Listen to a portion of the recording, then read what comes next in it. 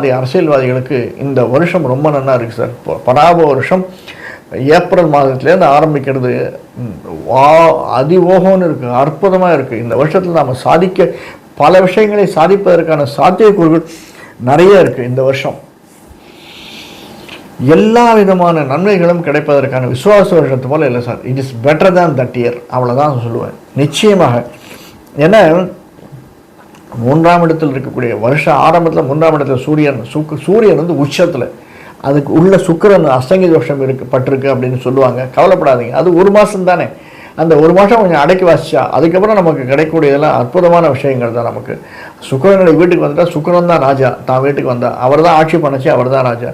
இப்படி ஒவ்வொரு சந்தர்ப்பத்திலையும் நமக்கு வந்து கொஞ்சம் முன்ன பின்ன எது இருந்தாலுமே வாழ்க்கையை தள்ளிச்சரிச்சுன்னு போகிறதுக்காக நம்முடைய தேக ஆரோக்கியம் பெட்டராக இருக்கும் சார். நல்ல ஆரோக்கியம் இருக்கும், நம்மளுடைய ப்ளசண்ட்டாக இருக்கும் பார்ப்பதற்கு. ஒரு நமக்கு நாமே சொல்லிக்கலாம் சார், ஆஹா நானே இப்போ பெட்டராக இருக்கேன்ப்பா, நானே அற்புதமாக இருக்கேன் அப்படின்னு சொல்லிக்கூடிய நாட்கள் இருக்குது. ரெண்டாவது, நம்முடைய 2ஆம் இடத்துல இருக்க இது சனி இருக்கிறதுனால கொஞ்சம் பார்த்துக்கோங்க.